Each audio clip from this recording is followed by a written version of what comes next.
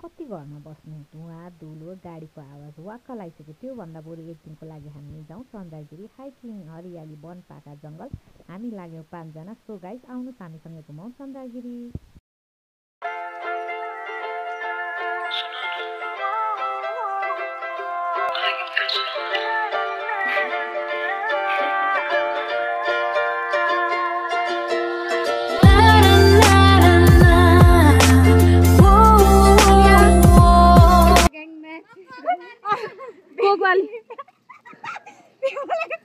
सपना के हार जन्माइन नि आमाले यति राम्री यति गोरी हैन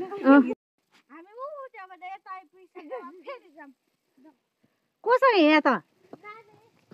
मम्मी भन् भाइरल होला नि फेरि आमा छोरी भनेर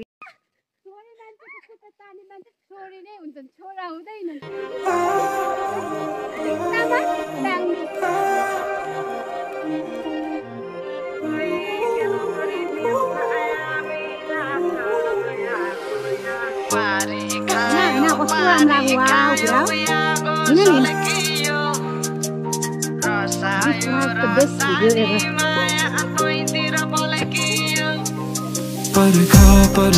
परखानु नगर नहतार नगर यता खोजिरा उता खोजिरा छु त्यो मायाको अर्थ परखानु नगर नहतार नगर यता खोजिरा उता खोजिरा छु त्यो मायाको अर्थ तिमी किन फेरि फर्की आइरा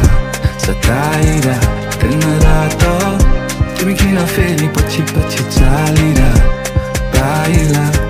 चोटी त फसायो नर्को पाली सोझो पारा भोलि तिम्रो जाली कहिले काहीँ सोध्छु जे भयो के को लागि हुन त के सही हो मिठो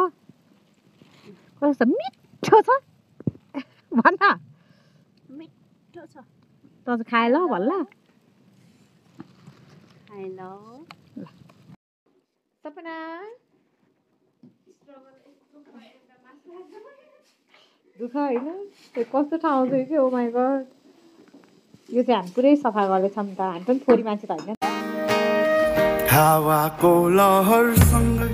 उडिरहन मन भयो तिम्रो त्यो बासना मनभर चल्यो रे